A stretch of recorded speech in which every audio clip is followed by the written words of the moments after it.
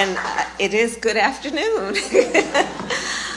Please have a seat. It's so good to be with. I see so many friends here. It's so good to be back in Louisiana. Thank you all.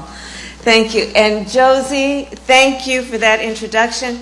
She and I were speaking backstage. I have to tell you, I just love it when we see and have our young leaders participate, because they are what it's all about. And I see many of our young leaders in the room today.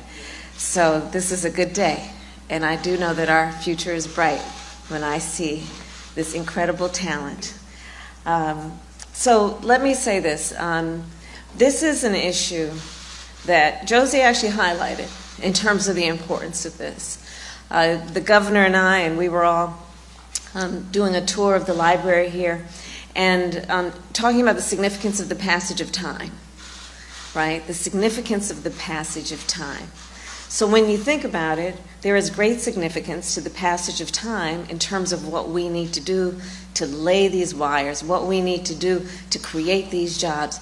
And there is such great significance to the passage of time when we think about a day in the life of our children and what that means to the future of our nation, depending on whether or not they have the resources they need to achieve their God-given talent.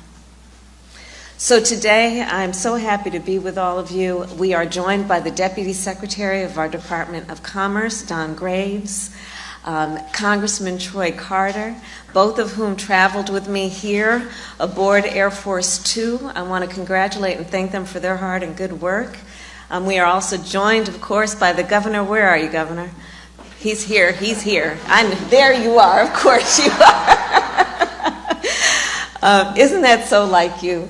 Just in the room always, but not requiring much in terms of acknowledgement. But I will tell you, Louisiana, you are very fortunate to have Governor Edwards in a role of leadership. I will tell you that. I will tell you that. He and I were talking, and the governor, along with the mayors, met me at the tarmac when I arrived, and I was sharing with him not only best wishes from President Joe Biden, but even after the election and before we were sworn in, we would do Zoom calls, and then we started doing them throughout the beginning of our administration and continuing to this day, but with governors from various states around the country. And Governor Edwards was always front and center as a leader among leaders, talking about the needs of the people of Louisiana, but also being a national voice around the needs of folks, be they in rural or urban communities, be they facing the challenges of the climate crisis, or the challenge that we have in terms of making sure that everyone has an ability to live a quality of life. That means ability to afford the cost of living. So, Governor, it's great to be with you this afternoon, and thank you. You've been a great president, a great partner to the president and me as we move forward. A great president of your state.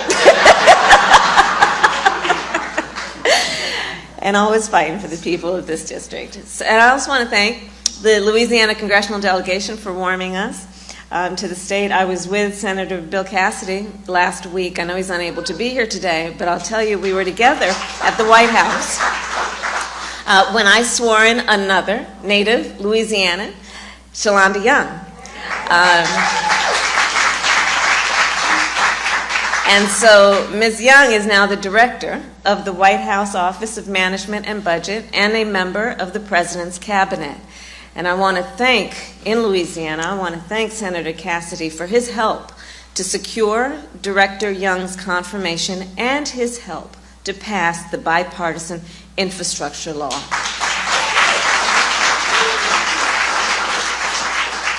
And today I am proud to focus on how much we have all accomplished when we work together. So President Biden and I, well, we've been working day in and day out to build an economy that works for working people.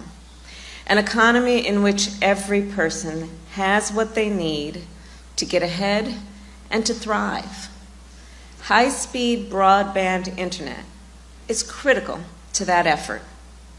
In the 21st century, high-speed internet is a necessity, full stop. It is a necessity. And so much of our world, if we think about it, has moved online. Throughout the pandemic, people depended on high-speed internet like never before. Business owners used the internet to sell their goods. Parents used the internet to buy their groceries. Seniors used the internet to see their doctor.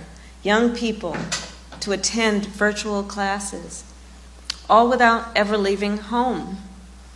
So for many of us, for so many of us, the internet has been and continues to be essential for us to perform our everyday needs. It is an integrated part of our daily lives. And yet, by one estimate, more than 42 million people in our country do not have high-speed internet. Far too many of our fellow Americans simply cannot afford the cost of a high-speed internet plan, and too many others do not even have access to such a plan.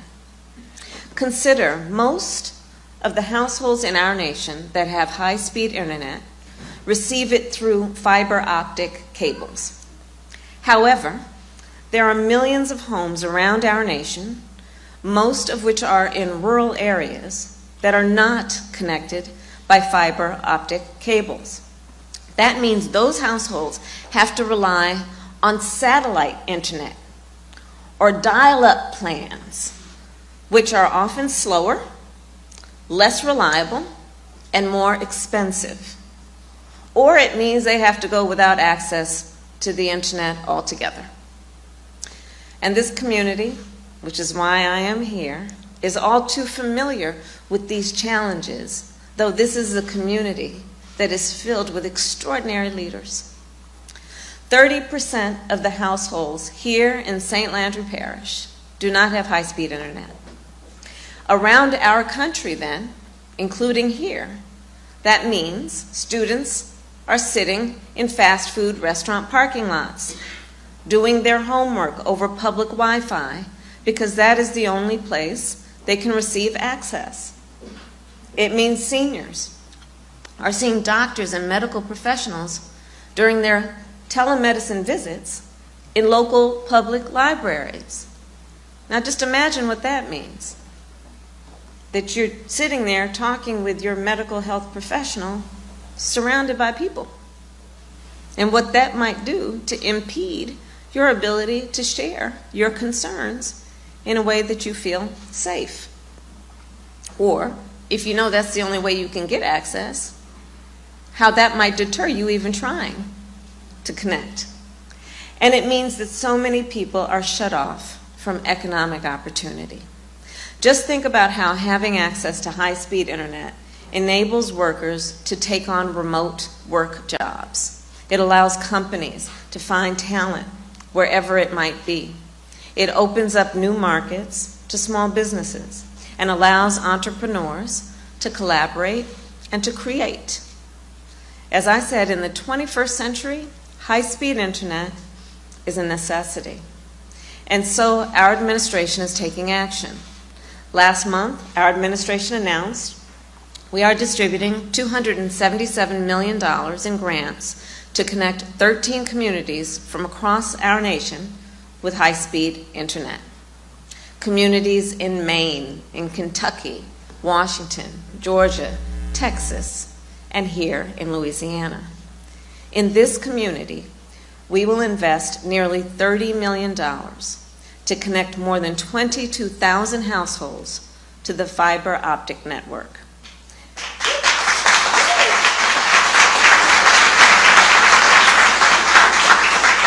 And our Commerce Department, led by Secretary Raimondo and represented here through the leadership of Deputy Secretary Graves, has done an outstanding job distributing this money to the places that need it the most. And this is just a down payment. Every household in America should be able to access and afford, I separate those 2 points, access and afford, because you need both. You need to lay down the fiber, but you also need to be able to pay for it and afford it. So These both are priorities for our administration, and that is why, through the bipartisan infrastructure law, we invested $65 billion to expand and modernize our nation's broadband infrastructure. We will lay thousands of miles of fiber optic cable and will help millions of households lower their monthly internet bill. Thanks to this law, 1 in 4 American households is eligible to receive a discount on their monthly internet bill of $30 per month, or $75 per month for those living on tribal lands. So far, with this discount, we have helped lower the cost of living for more than 10 million households, and more are signing up every day. And that is just part of the good being done by the bipartisan infrastructure law. And again, I want to thank the governor for his early conversations with us about what states like Louisiana need. For example, tomorrow, I know Louisiana may experience another severe and substantial storm. In recent years, so many communities around our nation have been damaged by storms and floods. Well, our administration is committed to helping all communities to prepare for, to respond to, and to recover from extreme weather. So as part of that commitment today, we are announcing $60 million from the bipartisan infrastructure law will be made available to help communities build flood resilience. And $40 million of that funding will be spent right here in Louisiana.